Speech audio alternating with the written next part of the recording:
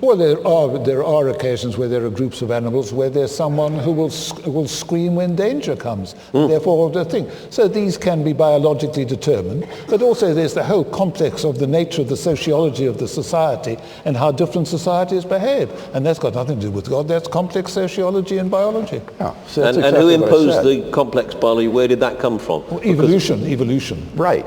Yeah, we're back to the old... No, see, that's my argument. That is all that moral values are on atheism, and that therefore, as I say, rape, child abuse, these may be socially inconvenient, but or taboo. As an atheist, I'm not a rapist. You're misunderstanding my argument. Of course you're not. Thank you. You're misunderstanding the argument. I'm not arguing that to be a good person, you have to believe in God. What I'm arguing is that without God, there is no absolute moral values, no absolute moral duties. We are like advanced primates, and what we call moral values are just these ingrained sociobiological patterns. Yes, that's exactly what they are. Okay, so that is your view. I was not sure of that. Well, then you see, when you make these moral judgments yourself, you're acting inconsistently with your own worldview. When you make moral judgments like everyone has the right to believe whatever he wants so long as it doesn't interfere with others. Where does this notion of rights suddenly come from? That's just history and sociology. Right, just sociologically ingrained behavior. So the pedophile or the rapist or the psychopath or the person who wants to be a religiously intolerant persecutor is just acting out of fashion. He's like the person who belches at a meal. Hitler wasn't acting out of fashion. He acted in his particular way, which other people objected to. Right, but there wasn't anything morally wrong with what he did, right, on your view? Of course there was. It was just contrary to the patterns of socio-biological behavior that have been ingrained into the human species, not to kill each other off. Why was what he did objectively wrong? Because it killed many people and made people extremely unhappy. All right, but now that goes on all the time in the animal kingdom, right? No. Killing other animals. No, that does not. Well, when a lion kills a zebra. Oh, when a lion kills a zebra. Kills it to eat, doesn't what it? about when you kill your turkey? Be careful with turkeys at the moment. Yes. Well, fine. Use that example. On atheism, these are all morally neutral acts because there isn't any standard of right and wrong. Sure, there isn't.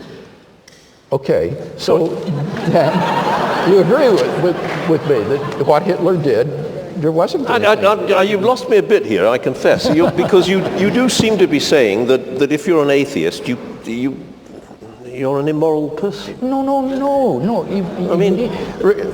Listen to the argument again. Yeah, if God does not exist, then objective moral values do not exist. Lewis agrees with that. Moral values on this No, he doesn't. Of course he doesn't. Yes, he does. He just said there are no external moral values, yes. There are no external moral... Well, all right, define what you mean by an external moral value. Coming from outer space and God. Precisely, exactly. So, but what you do believe is that within us... There is a moral value. There is clearly a moral framework. Yes. That's, I mean, I think you do misrepresent him a bit there. Well, I think not, because if you were to rerun the film of evolution, and quite different creatures might have evolved having quite a different set of moral values. I doubt it. Right. And if that were the case, there would be no way that one of them could say, our values are right and your values are wrong. Or even among cultures. How can you say that National Socialist Germany was wrong and that the liberal democracies are right? It's right according to our point of view, but according to them, it's right according to their point of view. Everything becomes relative. Lewis, is it your contention that this moral framework under which we operate, whether we are atheists or agnostics or theists, the moral framework under which all societies, I think it's true to say that is it true to say that all human societies have some form of moral framework? It may be different from ours, yes. but they have one. I mean, cannibals presumably think it's okay to eat each other because, well, it's okay to eat each other, I suppose. I don't think cannibals do eat each other, do they? They don't any longer. I think they've stopped. Yeah, I think they prefer McDonald's, but which, according to Prince Charles today, is even worse, I think, but I don't want to be quoted on that necessarily. But where did it come from?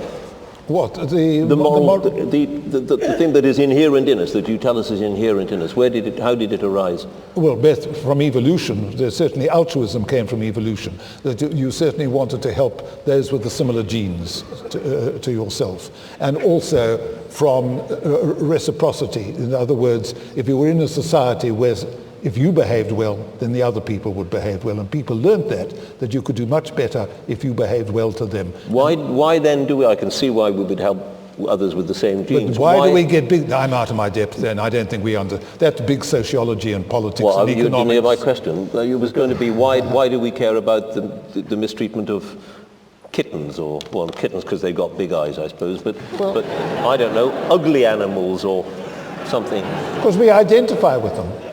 With animals? Yes. We are an animal after all. And that's it? I mean, the idea that God created us quite separately from all other animals is absurd. You know how animal we are alike. I'm a dog at heart. Yeah. Yeah, and animals are not moral agents. Well, when a lion kills a zebra, it kills it, but it doesn't murder it. When a hawk steals a fish from the talons of another hawk, it takes the fish, but it doesn't steal the fish. None of these have any moral dimension to them, and it's the same with human behavior on this atheistic view. We're just relatively advanced primates, and there really isn't any objective right or wrong. It's just evolution. Good, yes. Yeah, and I submit that's morally abhorrent. Why is that? Now that's interesting. Why morally abhorrent? Because torturing a child for fun is wrong. But he's not saying it isn't wrong. Yes, he is. All he's saying is that it goes against the patterns that have been ingrained into Homo sapiens, into this herd morality by evolution. But there isn't any objectivity to that. Animals kill their young all the time. Infanticide goes on all the time in the animal kingdom, and we're just animals. They're terribly sorry. Infanticide does not go on all the time. Well, I beg to differ. I mean, many animals will kill their own young. What for? I leave that to a biologist to explain. I'm sorry, most animals do not kill their own young. They might kill somebody else's young. No, it's simply not true. Well, they sometimes they kill each other. When did you last see a dog kill a puppy? I haven't seen that, but I have seen mice do this with, pet mice do this kind of thing. It was very awful. Maybe you should have... I was going to say maybe you should have fed them, but that's probably about... All right, look, we've got 3 minutes left. There is clearly nothing that either of you can say to persuade each other as to your beliefs. Yes. Is there any ground that you both occupy? Is there anything that this is the despair? This is the most difficult debate you can chair because there is simply no. You're right. Starting. Because our concept of science is totally different. It is not. But I was thinking, I thought you were going to ask, where is the common ground? And I thought, well, at least we're both committed. I was going to go, and I'll ask you that. I thought at least we're both committed to the value of logic and science. Neither of us is some kind of wacky postmodernist who denies the objectivity of science and logic. I would say you are. Well, you would be mistaken then. You would be mistaken, and anybody who thinks that doesn't understand contemporary cosmology. What do you say to your creationists? I'm right in the mainstream. The rise of creationism in the United States. I disagree with young Earth creationism. I don't think it's taught in the Bible, and I don't think it's scientifically tenable. So this is a very substantial section of the Christian community in the United States who has simply got it wrong.